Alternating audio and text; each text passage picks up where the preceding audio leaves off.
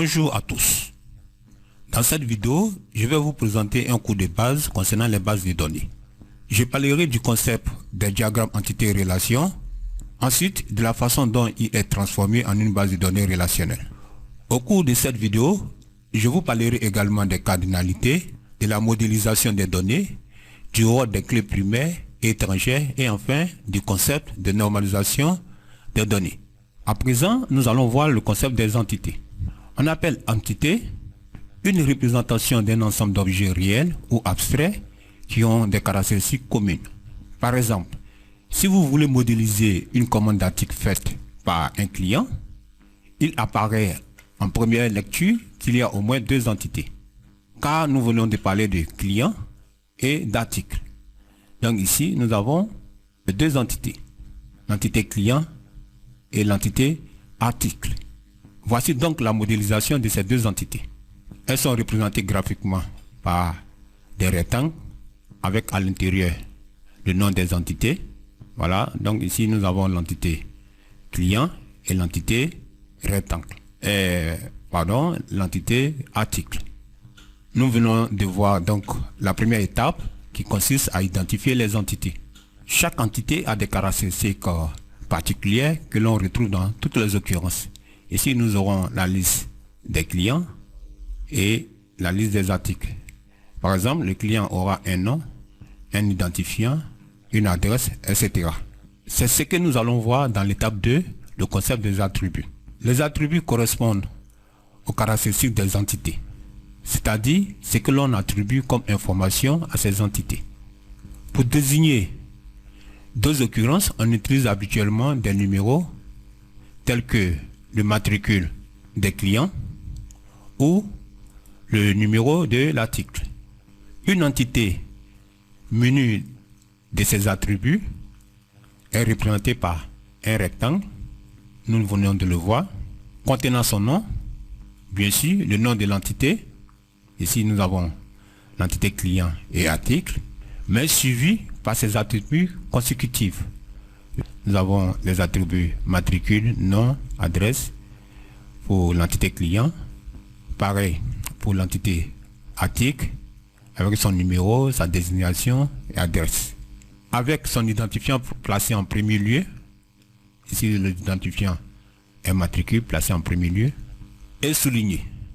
Voilà, non seulement il est placé en premier lieu, mais il est également souligné. Ici nous avons le numéro placé en premier lieu ici, voilà, mais aussi souligné dans les identifiants des entités clients et articles sont matricule et numéro. À présent, je voudrais vous parler de la troisième étape qui consiste à réaliser les associations. Une association est en général, ou du moins une association est généralement nommée à l'aide d'un verbe d'action.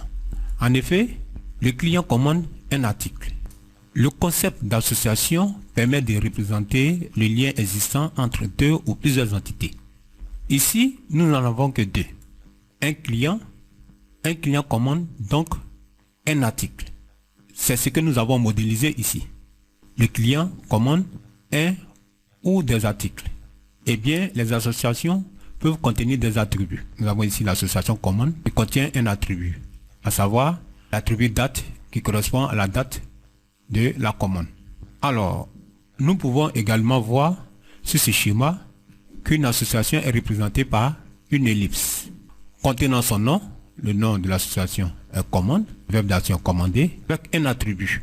Voilà, donc les associations peuvent contenir des attributs ou non. Dans la conception des bases de données, nous avons vu les trois étapes, à savoir les entités représentées par des rectangles avec le nom à l'intérieur. La deuxième étape, les attributs qui correspondent aux caractéristiques de ces entités, le nom, le prénom, etc. Et en troisième étape, nous avons vu également les associations qui permettent donc de relier ces entités. Voyons à présent la quatrième étape qui correspond à la cardinalité. Nous allons voir le premier cas où un client commande un article. En effet, il peut commander au moins un article ou au plus plusieurs. Un client commande un article ou n articles. Voilà, il ne peut pas commander 0 article. On est bien d'accord, sinon il n'aura pas de commande. Voilà. Un ou plusieurs articles.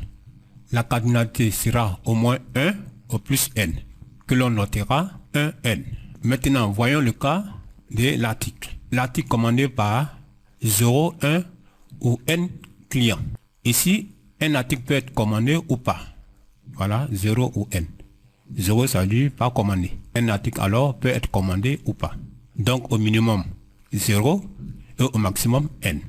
Alors, ce que nous voyons ici est que l'article est commandé par aucun client ou plusieurs clients. Voilà donc la modélisation de la cardinalité de l'article. Voici donc un autre cas, un autre exemple où on a un étudiant qui appartient à une classe. Et une classe peut contenir un ou plusieurs étudiants. Donc, un étudiant appartient à une seule classe. Et une classe contient un ou n étudiants. Donc, voilà la représentation graphique. Voilà, donc nous avons ici deux entités, étudiants, avec ses attributs et son identifiant matricule, les autres attributs nom, prénom, adresse, sexe. Là, on a l'association appartenir au contenu.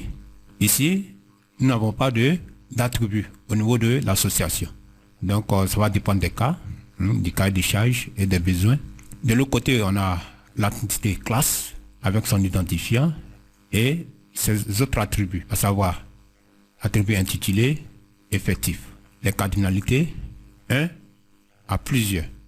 Donc ici, on a 1 et là, 1 n. Donc c'est une cardinalité de 1 à plusieurs. Un étudiant peut appartenir à une classe et une classe peut contenir un ou plusieurs étudiants. Voilà.